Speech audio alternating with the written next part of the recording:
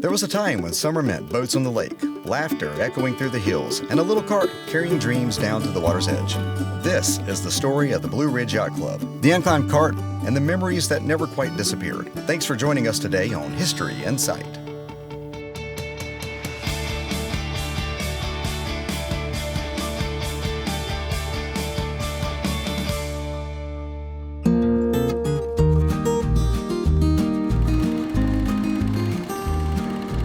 In the early 1950s, a big change came to Basset, Virginia.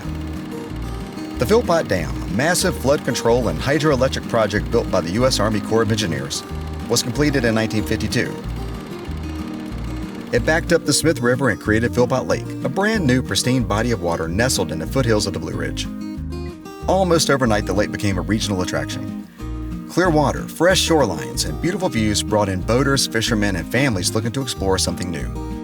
Now, this wasn't just happening in Basset. Across the country, a wave of post-war optimism was reshaping the American landscape. Families were buying cars, taking road trips, and seeking new ways to enjoy their growing leisure time.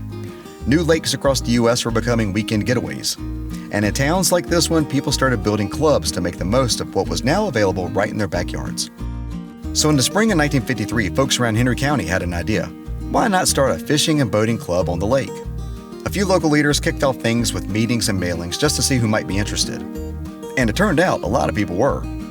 More than 100 folks showed up to that first meeting in Basset. By the end of April, over 350 shares had been sold, and the new group had a name, the Blue Ridge Yacht Club. It purchased 15 acres off Cow Branch, the old Bluford Stone Tract, and started planning docks, a clubhouse, and a place where people could relax, gather, and enjoy all that Philpott Lake had to offer. Sportsmen from across Henry, Patrick, and Franklin counties, and even places like Roanoke, North Carolina, were sending in applications. Dues were $1 a month, and stock went for $50 a share. By May of 1953, the club already had bylaws, a board of directors, and a growing list of charter members. Meetings were held at John D. Basset High School. They capped stock at 500 shares and made sure it stayed fair, no more than 5 shares to a person. The club served close to those 500 members at its peak. By 1954, the club was in full swing. They built over 200 slips, a service barge, and invested heavily in docks and access. But the club's founders quickly realized that their beautiful hillside property came with a challenge: a steep incline between the clubhouse and the shoreline. It made getting to and from the water tricky, especially for older members or families with kids. Their solution? A custom-built incline cart, or as the newspapers called it, an elevator. It was an instant hit. A local article described it as, quote, just the thing for the old young folks and the young old folks. People who were kids back then remember riding it with excitement. The air was full of laughter, and families made memories that still come up in conversation today. It wasn't just a club, it was a little world of its own. But there were challenges too. In the early 1960s, the Corps of Engineers condemned the docks and service barge due to safety concerns. The club scrambled to respond. They wrote letters to the editor, they asked for extensions, and they tried to repair everything in time. They even issued warnings to members when the lake levels dropped dangerously low, urging caution and slow speeds. It showed just how seriously they took their role, not just as a place to have fun, but as stewards of the water and land. Through it all, the club members stuck together. But over time, the club slowly faded from view, and its docks were dismantled, and its name remembered only by those who had been there.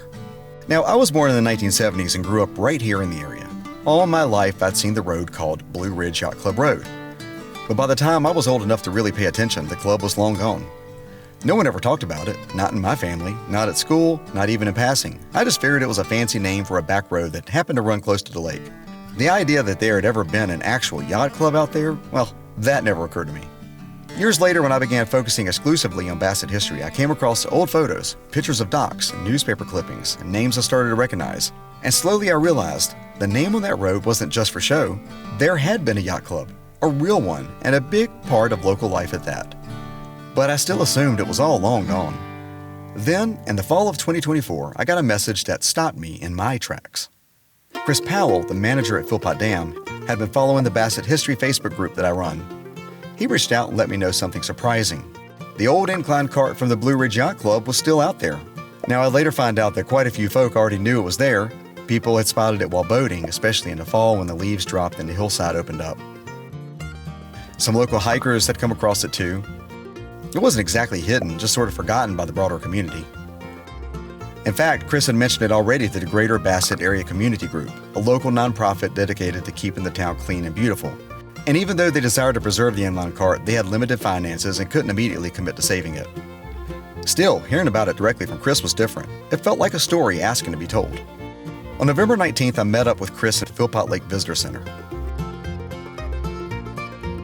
We set out by boat, came ashore, and hiked up the hill to where the cart had been sitting for decades. Rusted, weathered, and surrounded by quiet woods, but still standing. And just behind it were the remains of the old equipment shed. The roof had long since rotted and collapsed inward. Buried under broken framing and scattered roof tiles was the motor system, the original spool and lift cable, still there. The machinery was rusted, sure, but it still looked solid. Like it could tell you 1,000 stories if it had a voice. Then we noticed the rails, hidden beneath decades of leaves, still leading down the slope. You could trace their path all the way to the lake. It looked like that if you were to sit in that cart and release the brake, you go flying downhill, bust through what's left of the old wooden buffer, and end up right in the deep end of Philpott Lake. It felt frozen in time, like it had been waiting. I took photos and videos, knowing right away this was something special. I really wanted to see something happen. As a local historian, I knew this was a piece of our past worth saving. But I also understood just how big of a task this could become. I didn't have the fundraising resources or the connections to take it on myself. The next day, I decided to visit Jeb Basset. His family had deep ties to the club. His grandfather, Ed Basset, had been one of the early organizers. I figured Jeb might at least be interested in raising awareness. Jeb was excited to see the photos in my video dump. I left it at that. I continued to mention it to a few folks here and there, but I didn't want to draw attention to the site in case someone decided to go looking for it on their own. My biggest concern was trespassing. The cart was on private property owned by the Kiger family, who had been excellent stewards of the land for years. Then in February 2025, the big break came. Jeb happened to run into Chris Powell and brought up the cart situation again. That conversation led to something important. Jeb got in touch with his cousin Lynn Dillon, and they offered to help however they could, including providing planning support and logistical coordination. Basset Furniture graciously provided a neutral meeting space to bring everyone together. Jeb also knew a few Basset Furniture associates that had experience in planning, engineering, and rigging. Randy Hatchett, Sammy Moran, Ellison Frick, and Doug Fain. And after sharing the story with them, they too were eager to get involved. A few meetings were held at the Basset Furniture headquarters, and slowly a plan began to take shape. We scheduled a cleanup day. Group members started making calls to crane operators to see what was possible. To help with costs, the Greater Basset Area Community stepped in to manage donations. They set up a fund, and pretty quickly donors began contributing. Folks really wanted to help. Site Reach Solutions, a crane services company based in Rocky Mount, proposed the accepted bid to handle the heavy lifting. They understood what the project meant to this town. Before anything else could happen, we needed to clean up the site. So a cleanup day was scheduled for March 18, 2025. Volunteers from Basset Furniture, the Greater Basset Area Community, the U.S. Army Corps of Engineers, and others came out to help. The goal was simple: clear brush, remove obstacles, and make way for the cart's eventual removal. It was set to begin that day at 9 a.m., but when I showed up just a few minutes after 9, I was in for a surprise. The Corps had arrived early and had already completed most of the heavy work. The place looked completely transformed.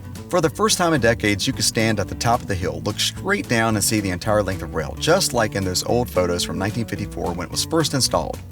It was like peeling back time. What struck me most that day was the spirit of the volunteers. Everyone seemed genuinely excited, eager to be part of something meaningful. Most of them had no personal connection to the club or its history, but that didn't matter. The energy was high.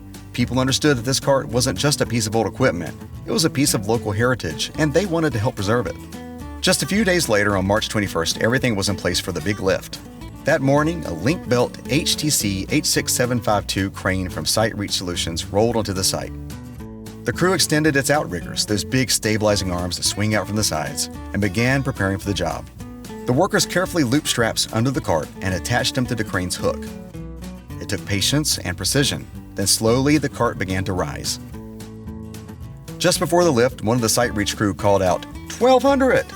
That was the weight of the cart, 1,200 pounds, finally answering a question we'd all been curious about. To clear the property safely, the crane had to lift the cart up and over both the power lines and the old clubhouse, which today serves as the Kiger family vacation home. It's estimated the cart reached about 140 feet in the air, a moment that, back in the 1950s, no one could ever have imagined.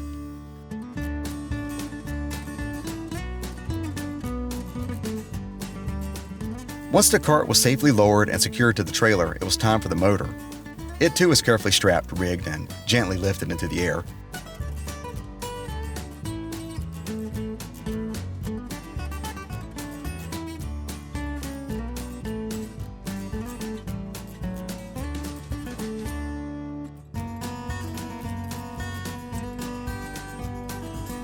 The final weight came in at 2,400 pounds.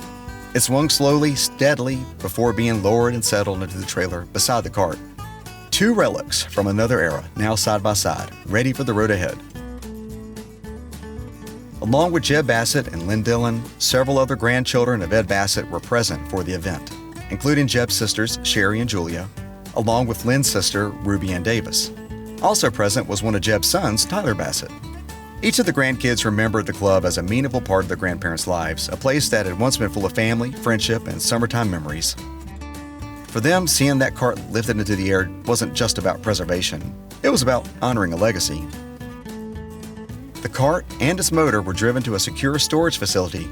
There they can be protected and cared for while the next step is determined.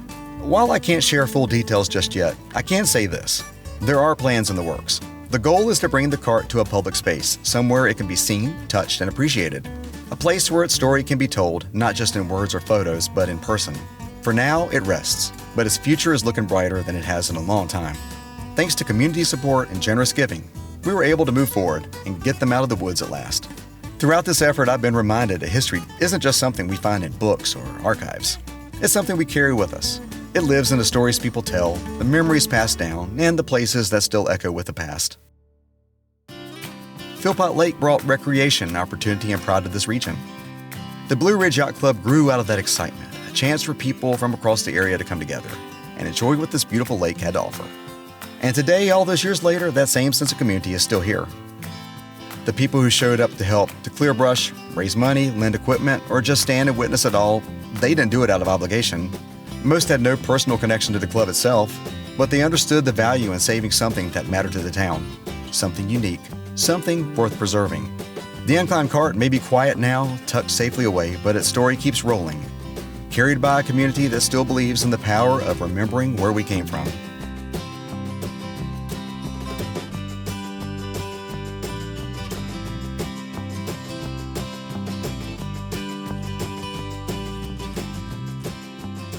As we explore the stories that shape our past, we're reminded of the value in understanding where we've been and how those moments still echo today.